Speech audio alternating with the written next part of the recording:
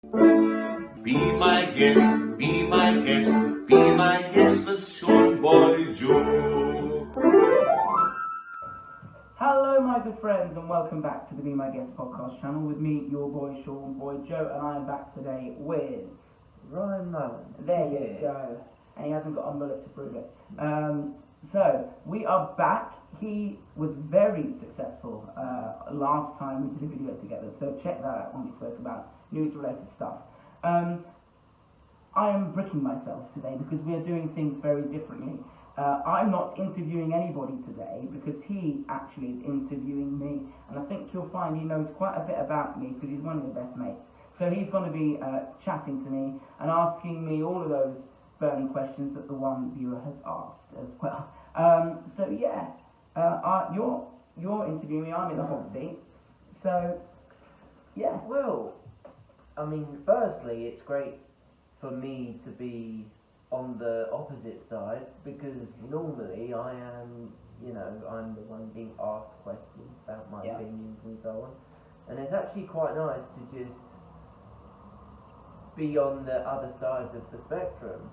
But I think Not for me. But as far as interviewing you is concerned, because obviously we're talking about the viewers, so we've got to really start at the beginning. So, what helped you get into where you are today? Now, obviously that's an entirely difficult question, but let's start right at the start. What did you start doing first? Because you've had quite the performance life, I guess. Yeah. So, if we took it back to when you were a like kid, that.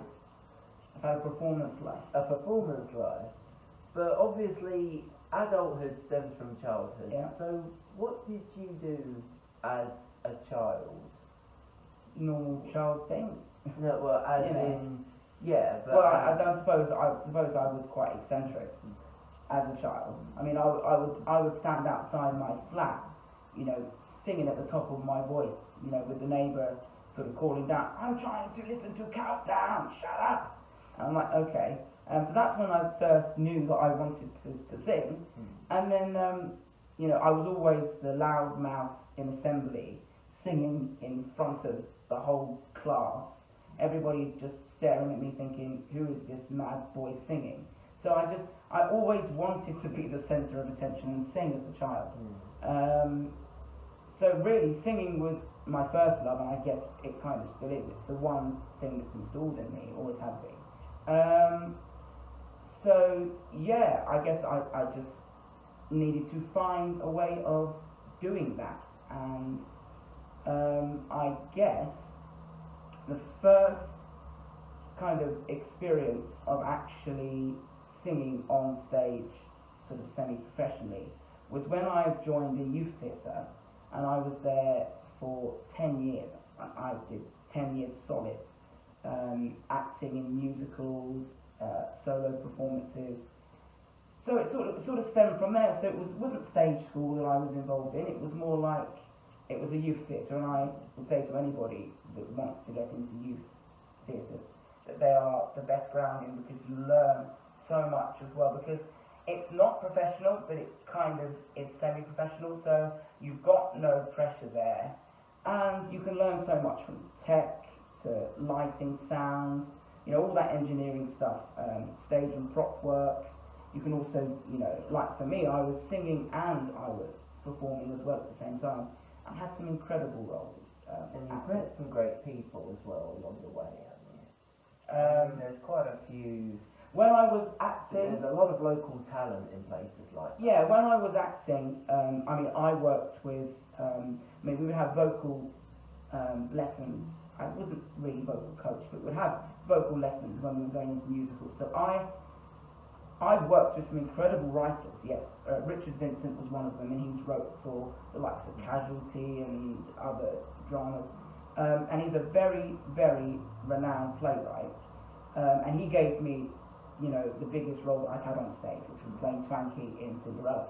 And, he's so acclaimed that Matthew Wright, who I met on one occasion when he came to see a performance, not that I was in, it was a performance that I was watching, He came down because Matthew Wright is a local boy from the same school as me, because I went to the John Fisher school, so he went there as well. So he came down to see the performance, and he praised Richard Vincent, who was directing one show at the time.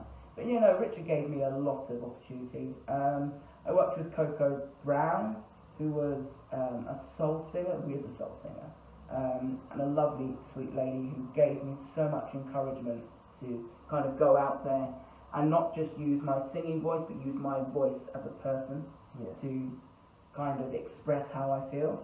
So yeah, when I was acting, many directors came, many directors went.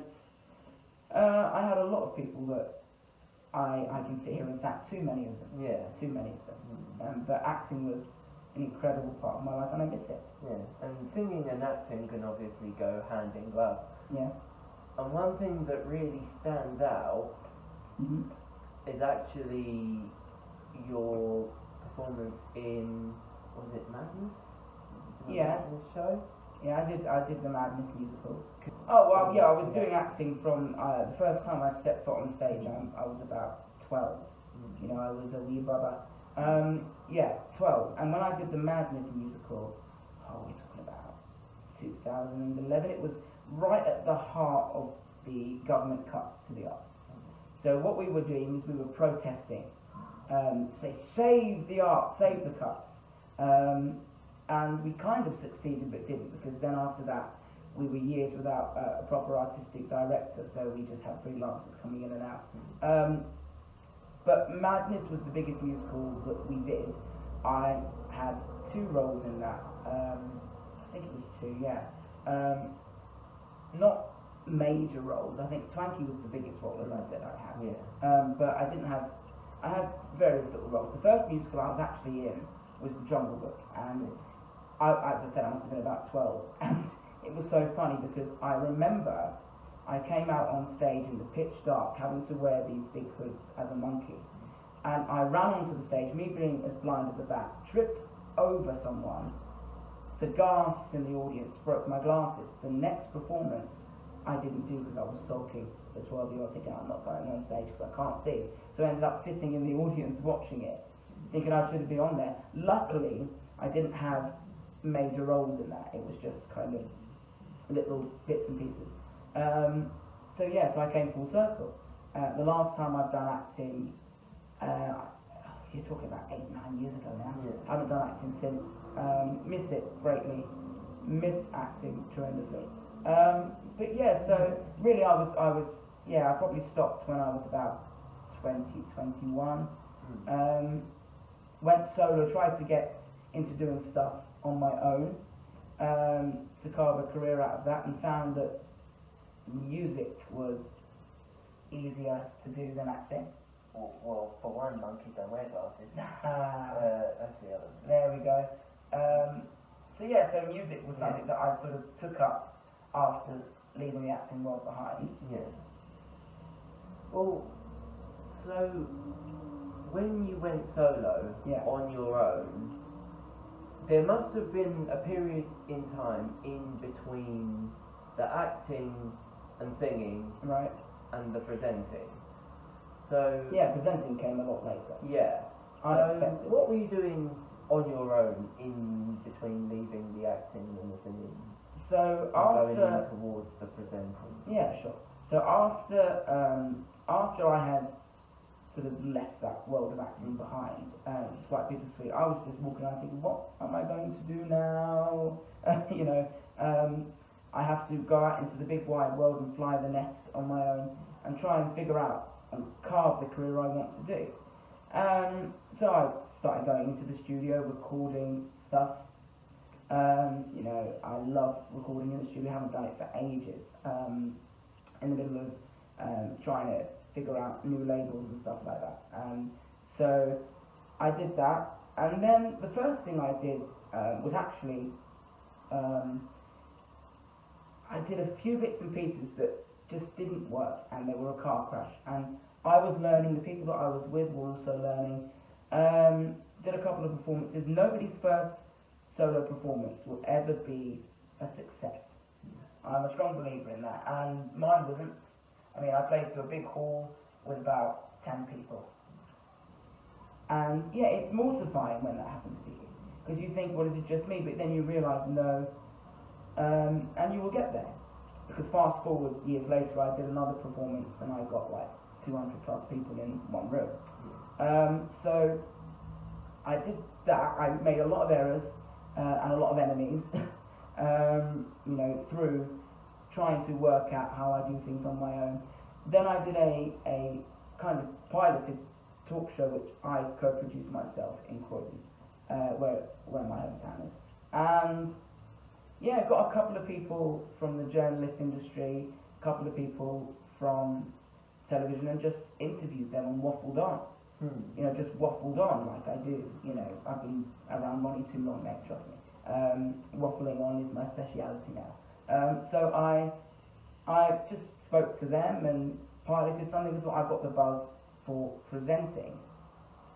And then when I was doing another program around the same time, I decided that I wanted to pilot this show in the very early stages, where I had a group of very young people on a panel just talking about hard-hitting news subjects. But I wanted young people that had very heavy shoulders on them, that were able to take on these subjects. And we were speaking about very political stuff in the news at the time. I thought there's something in this and I quite like it. And we only did it for about half an hour to an hour during the break of filming something else that didn't quite go to plan. So yeah, so that's kind of where I leapt from the acting world and sort of got into presenting, I guess. Yeah, and in that show you've obviously met a great deal of people. So, What's it? you're not talking about Drake? Oh yes, yeah. Yeah, no, I'm talking about the very, very early stages before you were involved or anybody else. Yeah, yeah. I mean, yeah. I had very young people, and yeah, but yeah, no, to your question, go ahead. Yeah, no, like, so obviously that experience obviously led into Straight Talk eventually. Yeah. How did you realise that there was something in this idea? Because obviously having young people talking about very political, hard-hitting subjects, it's difficult to find the right people, but eventually you kind of figured out how to make it work, hence. Well, it didn't work at first, and that's why I stopped and thought, you know, these people are too young and they're not mature enough to talk about. They've got a life experience. No, right. For the subjects that we were talking about, and it was the reason I set it up was purely to give young people an opportunity to talk about, you know, news-related stuff. But then, naturally, when we were doing the pilot, these young people started talking about their experiences in school and what they've experienced. And I thought, well, maybe these people want to talk about their lives. And I was doing another show, a talent contest that I presented that also didn't go down too well. If you know, you know. And then during the break filming with that, I got a couple of people who were involved in that show and just sat them upstairs in this studio and just started recording on an old camera and thought, well, let's just trial this again and see if it works. And we just spoke about news-related topics again. And both of the participants came away saying, actually, yeah, that was really quite fun, we really enjoyed that. And that's where I kind of thought, okay, maybe there's something in this. And we expanded it and took it from one studio to another. And that's how it's progressed. So a nice studio, Very nice studio. Nice accommodating studio. And I just took it from there, really. Not too sure about the panelists though. You had me for enough of them. I did. It's a very fond experience of mine, that was. Yeah. Because that was something, because that, I'd only known you about a month or two before going into You that wouldn't studio think for it. the first time. You wouldn't think it. Yeah, but this was, must be 25 years ago now. Yeah. But this was something, because we didn't know one another that well. Mm-hmm. I don't know about you, But I, for one, wasn't too sure that you would be able to handle me. Well, that's the You thing know. with a political show like that. You want Yeah. somebody who can be political and not woke. And of course, I didn't know. It wasn't necessarily about what you were going to say or do. It was more for me like, were we going to get along, or were we going to gel as a panel itself? And we kind of all did, because the majority of the people that were on that panel we knew anyway. So it kind of, well, yes, it kind of helped a bit. Yeah. I guess. But it was interesting for me to be able to be a part of that. A, to see if we would all respect one another and so on. But B, as a progression thing, not just for you, but also for me, because I think Straight Talk really helped us bond as a friendship. Especially considering that when we first met, I was blasted in memory box and you were not. So we can't really speak as well as in a panel. I think that was probably the first serious conversation we probably had, and it was all recorded on camera. Yeah. Speaking of Straight Talk, Yeah. you're obviously we'll need to discuss having Lizzie McPhee on. Yeah. Because she was obviously a pivotal moment for not just Straight Talk, but also your entire career. So, if we start this back at the beginning, so how did you first get in contact with Lizzie? Moving swiftly. Not too swiftly. So, yeah. So, I don't know is the answer. I think I just contacted her out of the blue. You flew it. Yeah, kind of. Well, that's a nice, polite message kind of gets you everywhere. And it was a lot of badgering to and from, trying to get things to work with her busy schedule and all the rest of it. And by the way, I have to explain who Lizzie is. Lizzie played Wizardora in the children's ITV series back in the 90s. And I wanted somebody, because I wanted guests first and foremost, because I think that was important. And I wanted somebody who could come on and talk about, mental health related issues, because we were doing a full episode solely on that subject. And I wanted somebody who can come on and talk about, that very thing, but at the same time was also in the industry and had prominence. People knew who this person was. And she was very willing to talk about positive discrimination in disability and come on and talk about her son and all the rest of it. And that was great. And we were both sitting there opposite ends, just staring at each other like, this is Lizzie McPhee here, and like from TV to here. And even like the cameraman, Andre, who I've known since my childhood, he was in the same year as me, same class, everything. It was like, no way, this is not happening. I'm like, yes, it is. And yeah, it was just surreal. So at the end of the long chat that we had, I kind of said to her, do you think you could maybe talk a little bit about Wizardora? Because people are going to some interest. Because that is what you are solely known for. She's been in a few other things. But surprisingly to me at the time, she said yes. Yeah. And she did. And she spoke very positively about it. But she also told us about some of the things that weren't so positive, and everything about it, from the backstage mishaps, all of the floor staff, everybody that she adored. And I could see how much she loved talking about it, and how much I was fascinated asking the questions and finding out those answers. And unfortunately, we never got to finish recording it because we plummeted into the national pandemic. So it just wasn't something that happened. So fast forward to when the lockdown started, I thought to myself, what can I do to stop my brains from, as a freelancer and whatever. And I thought, well,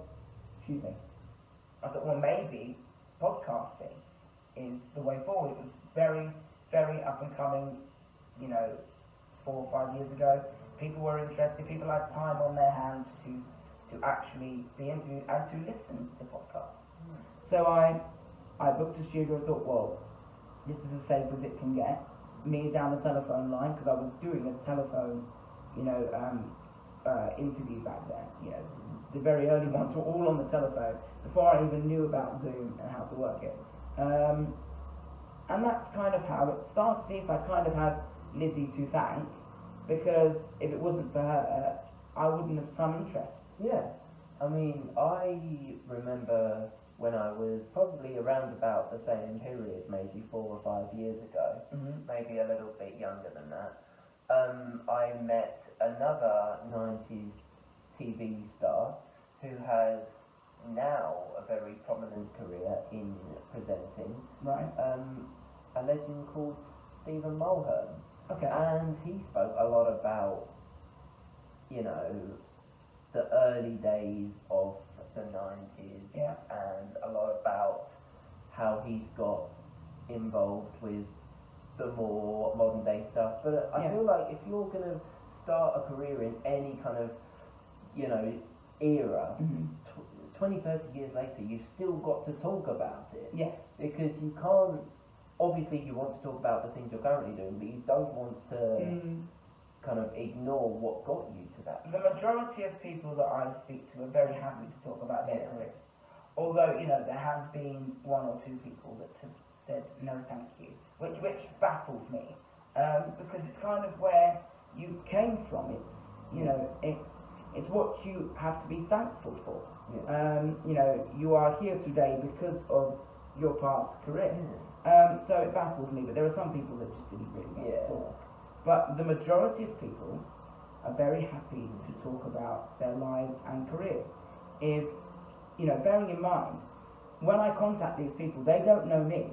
Yeah. I know them from my TV, from my video cassette, whatever. But they don't really know me. I mean, there's only one person that followed me before I contacted them, which is very sweet. But so it's one of those things that people are genuinely happy to talk about their careers. I've only ever had a couple of people that have said no. And I know there's a lot of people that might consider you as like a regular person-ish, but one thing that they don't know, is your list of contacts, which is something we've got to think about, because you have had an impressive list of contacts from tweens back to grandpa. Yeah. So, in the early days of your podcast, who were your first few guests before you kind of made yourself a name? Well, both of those programs that you mentioned. I mean, the very first one was Ronnie and Rainbow.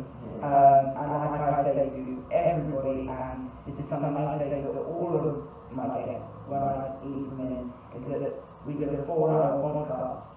4 hours, and I thought to myself, right, okay, this is how it's going to be from now on. Each podcast and then maybe 4 hours. I put on my legs saying, and wee, Ronnie. No, because my message to everyone, Ronnie, I don't really know, but I think if you do now, you are much more likely to get in shape. But I absolutely, it's true, but I love him, because he does like to talk, but in England. So, and he's had a stellar career from the 50s onwards, the 50s. I'm long enough sure. Way back in the What's With Mother eras and all of those programs, obviously right up until Rainbow, and still doing stuff today. So that's Ronnie. And the second one was Ian Watson, who of course is a renowned producer from Telso Productions. He's created the Twinnies. Yeah, he created the yes, and he created and presented the Farmstrong Factory. He appeared and presented Playday. He was one of the producers on that as well. A renowned Panto Dane for many years in Coventry, just the Sweet Society. So there were the two people that I had on the podcast, and they were very kind to me, considering I was not doing it. Yeah. And that obviously helped you develop the little contact into the people that you currently have. I mean, obviously we can come back to the early days if we get a bit more time. Yeah. But thanks to Ian Upland, fairly recently you had a singing reunion. Well, I say recently, it was very well later, actually. But we can't talk about Ian Upland without talking about the successes that has led you, that he helped you. Well, we gain. can't talk about Ian Watson without talking about the success of the people that he works with. I mean, everybody will tell you that, I mean, the whole of the cast of the Tweenies will tell you quite frankly that they owe their career to him. Yeah. And they adore the man. You know, as well, I think he's a cracking guy. But, yeah, you want to know how that came about? I did a podcast before that with Bob Goldman, who's named Milo, and he did a reference to Milo. What? No, I'm not doing it. Look at that, if I'm too short, you can do Milo, trust me. There you go. I still think I'm too slow. But we literally spoke on the phone about doing a podcast. It was lovely. We had a couple of hours in it and just chatted before we did it. We live on about now. And it was very kind. One of the kindest people that I managed to talk to.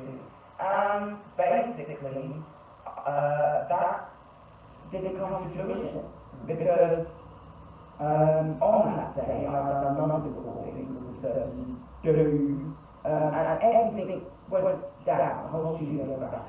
And I remember phoning up Dave afterwards and saying, excuse me Dave, begging on my knees, did you that again? I said, yes, sure, we must be compensated. We will do it again, certainly. And yeah, I'm waiting for the phone call, all these months later. I did phone him a while back, and he went, you're that geezer. We did a podcast together, and it all went wrong. Yeah, we've got to do it again. Let me check my number, and I'll get back to you. I haven't got back to you yet. Don't put your finger out. So, yeah, so basically, it was, shut up your face. But it's made me laugh. So basically, it was because of the Bob and doing his podcast. We kind of said, well, would you like to do it again? Maybe would you like to do it with Ian London? Because, you know, he was the producer of it, he's worked with him many times. And he went, yes, why not? Wouldn't it be interesting if we got all the other parts to do it? Something like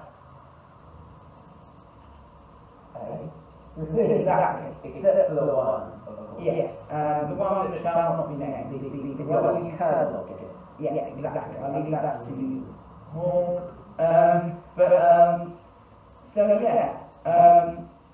So I said, okay, fair enough. If you want to make it happen, let's do it. Surreal. And I'm like, So we did it in the room, all of us together. And one of the first things Bob said was, "This is crazy." And I was like, "You're telling me? You are the telly people, and you think it's crazy?" I was in deep water, didn't know what to do, and it worked. And they all did the voices as well. Yes, because we did a quiz at the end, and they all had to do in their 20 voices, apart from Collie, because Fizz is off the scale. She just couldn't do it, kept breaking too high. too high, so she had to do it instead. That's a lot more manageable. Yeah, yeah. I mean, Oh yeah. like, you know, anyone that's made any kind of career from using their voice, Yeah. from singing to Uh-huh. whatever, Mhm.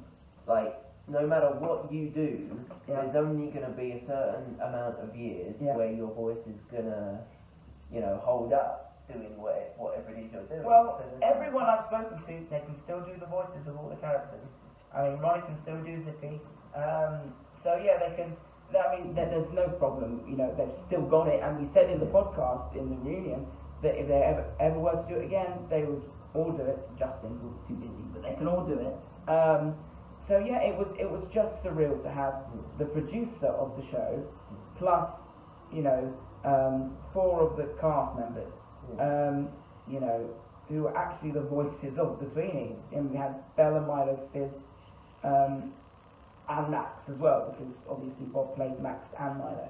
I didn't know that, and you do now. So yeah, it was just a surreal moment, a pinch me moment where I thought, this is it, and it's become my most successful podcast. I mean, it's got, we're looking at over, I think it's 12k views. It's just incredible, and I don't know whether I'll ever top that. Maybe I will, but it was just the most surreal moment. And since then, of course, Tweenies aside, we've had the Lollipop Lady from Brown. Yeah. We've had, you know, all these names. Yeah. So many. Even before that, I was talking to people like I spoke to Brenda Longman, who played Sue, who has become a good friend too. I sent her an illustration, because every guest that comes onto my podcast series receives an illustration from an artist that I know very well, and she was very humbled with that. I mean, she was in a very bad way at one point, you know, with an operation and COVID and everything else, and to see that, you know, that really cheered her up, seeing that gift that I sent her. So yeah, she was lovely, and very show busy. You wouldn't think so, but very show busy. I mean, you know, very show busy in the nicest possible way. Brenda, she was show busy. You know, she had all the gossip that you'd want to know. And I've been down under and spoke to Nicholas Sapolsky from The Bananas in Pyjamas. He played B2, and one of the things that I say about him is that because it was Australia and we were talking via Zoom, I made the pun that he should be in his pyjamas and I should be in mine. You know, because it was morning for him and evening, or other way around, whatever. So yeah, that was a great experience as well. Yeah, so many people. I'm just very humbled, really, and shocked the amount of people I've spoken to. Gary Copeland is one of my favourite people, and probably one of my favourite guests that I've had on from the Singing Kettle. He's got an MBE, and I just adored it, and they've been about for 40 years, the Singing Kettle, so they're, you know, still prominent today. But yeah, he was incredible, and he was a lovely chap, and I've stayed in contact with him since. So a lot of these people I've stayed in contact with. Yeah, and I think we've just basically gone from your entire life, from childhood right up to the present. Yeah. So going forward from here, now we've got to start talking about the future. Who would you like to have on your podcast? Oh gosh, that's hard. If you have any specific names in mind. That's By hard. the looks of you, you probably don't. There's lists. There's never going to be somebody. I mean, you're always going to want to have somebody. It's about whether you can or can't. I mean, I've got, fingers crossed, I've got a reunion coming up soon. It's just about, because there's so many people involved in this show. It's just about getting everybody involved, and there's going to be past guests as well that will be involved in it. But it's just about the logistics of getting everybody together in the same, you know, in the same room as such. Yeah, I think you told me about that. Yeah. And so that's good. I mean, some of the people I would have loved to have had on are no longer with us. I would have loved to have had Linda Barron on from Open All Hours, and of course Auntie Mabel from Come Outside. You know, that would have been a dream. My Pat Hutchins, who is no longer with us, the, you know, very profound illustrator and author, and of course one of the narrowboat owners on Rosie and Jim. But we're talking big at this point. Linda Barron, no, we're talking a massive, massive name. Yeah, you know, sadly no longer with us. Yeah. But gosh, I mean, I was sent a signed Chucklevision DVD in my PO box, which I will talk about, I suppose, soon. But I would like to have, the second to last remaining Chuckle Brother on the channel. Cool. So that would be nice. But I'm just happy with anybody that comes on the channel. It doesn't, anybody that says yes, and I've got to be interested in the person. That's the other thing as well. I've been offered people, and I've been thinking, I don't really know who these people are, and I'm very privileged that I can chat to the people that interest me. No point me sitting there talking to somebody and be like, oh, I don't really know you. If you ever get David Jason, give me a shout. Because I want to be there for that one. You will definitely be there for that one. If you can ever secure that No. in the limited amount of time we have left. No, I wish, but no, God bless him. But no, sadly, I doubt that would ever happen. But it's a nice thought. Well, the people have spoken. You are going to get loads and loads of comments now. We want Toad from Wind in the Willows. Yeah. We want BFG. Yes, I know. I know. Danger Mouse. Give the people what they need. Danger Mouse is on the channel. No. Yeah, no, it would be lovely to have Garandil, but no, I don't think so. Yeah. Yeah. And I think, to a certain extent, a lot of it comes down to sometimes mindset and sometimes age. Yeah. Because if you take, for example, Ronnie, who is older, but still actively willing to communicate in any way that he gets asked, including podcasts, but then you get some other people of a similar age to him and who have no idea what a podcast is and wouldn't know the first step in the door. So I guess that's kind of got to be tricky for you when organising. It's quite funny because Shirley Ann, who played the Lollipop Lady in Brunch, she was so sweet. She'd never done a podcast before, didn't know what it was, and sent me a lovely card in my PO box opening.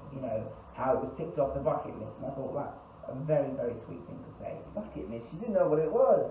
No, well, yeah, but she knew, but she didn't know what it consisted of. And there were a few people like that. I mean, I've got a podcast coming up with an actress, a very renowned actress, globally, who appeared in the live shows for the Sweeney. She played Bella in the live shows and in a few episodes as well. And she's worked on stage as a presenter when you have all of the children's characters on stage, like Barney, the Trolls, Barbie, all those things on stage. So she does that in Dubai. And she was very sort of nervous about what a podcast was, and she actually was one of the first people that made me cry, because she said to me that she was so pleased that I asked her, because she had listened previously, before I got in contact with her. She'd listened to the podcast I did with Ian Luckley, obviously having connections with the Tweenings, and she basically said to me that whilst on a walk, she was listening to the podcast that I did with him, and it was beautiful, and she was very, very happy that I was able to do that and speak to her. To your point about older people not knowing, the logistics of podcasts and that sort of thing, I spoke to Lizzie Webb, and Lizzie Webb is, respectfully, the oldest person I've had on the podcast. We won't mention her age because she is ageless. She's incredible, and she can still do the splits. So, Lizzie Webb, Mad Lizzie from TV AM, all those exercise routines with Mr. Motivator, and of course, in kids television, she was known as one of the sidekicks or the presenters of Joggy Bear. So, she was incredible and as bright as a button, knew exactly what, everything about her career like that. And has done podcasts and has released a new book. So I think genuinely people don't really need to know about podcasts to be in a podcast. As long as you can sit by a camera and you're willing to have, I don't ask questions, but I kind of have a conversation. So as long as you're willing to have a conversation about your career and you've got that in common, You know, if I'm interested in what the guests are interested in, then it makes it easier, I guess. So, yeah. Long-winded way of going about your question. Yeah. I think we've spoken about everything we could possibly speak about. Well, yeah. I mean, it's just been it's been fascinating. I mean, it has been incredible to just, even now, speak. I've never actually had the chance to sit and actually speak about it, because I'm doing it, and when you're doing it in the moment, you don't actually, why am I getting emotional? You don't actually think about it, but... And now you're 60, we'll be doing another one for the next 30. But... That's if I live that long. Yes, exactly. But just to actually think about how incredible people have been. Yeah, I need vodka because I'm getting upset. But little old me as a 4-year-old sitting in front of the telly, you know, thinking, you know, in 20 odd years time, 25 years time, you'll be talking to those very people that were your childhood. And the fact is, mate, I'm still doing it. You know, I'm still doing it after all of this time. I don't know how long I'll do it for. I don't have a clue. As long as people want me and want me to do it, I will continue to do it. You know, I've tried to broaden the channel out a bit by putting different content on, like what we did together. Yeah. You know, if I had the stuff we did with Ronnie, because we actually met Ronnie, both of us, on an occasion. If I had, like, I would have put it all out too, but sadly most of the stuff that we have done kind of doesn't come to fruition. You know, because it's that film, isn't it? The Girl on the Train. Oh yeah. But he was the only person that I've actually met in person and not just spoken to on the phone or down Zoom, which no one else can see or no one else will know apart from us, because, you know, it was just mad conversations that didn't get recorded. No, but the memories that we had, and it was just a very, very, very, very special day for me that day, which I will treasure forever. It was an amazing day, and not only that, to top it off, I got to do it with you as well. I'll always be grateful that, you know, I wouldn't have wanted to do it with anyone better than you, trust me. But it was just an incredible day, you know, that sadly nobody else can see. You can see the podcast that I did with him, and I've got one coming out. That one, no, but I've got another one coming out with him that we did last year with both Ronnie and Colleen, because they've got a connection to Rainbow. You have to watch that one to find out, and they show off their memorabilia and stuff like that. So yeah, loads of podcasts coming out, you know, loads and loads of stuff like that. So basically, it's been nice you talking to me. It's been great fun. Reminiscing over me. We'll have to do it with you one time. Has to be done. Yes. Not that you've got anything as exciting as me. No, I'm joking. I've got a lot more. He's got philosophical things. Yes. Yes, philosophical. That's a very tricky word. I have a lot more life experience. You've dreamed and lived them. I have.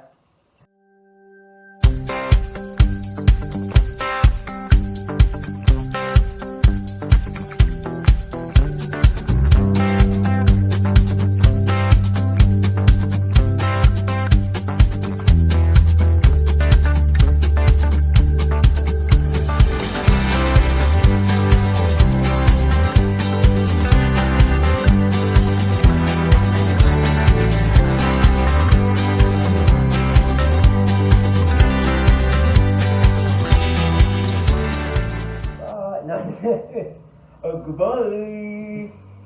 That's the way to do it. I'm going to sign out from me because I haven't been a blast from the past in the podcast, but I've been chatting to them, and this guy has been chatting to me all about that. So from myself and from Ryan, we will sign out. Peace.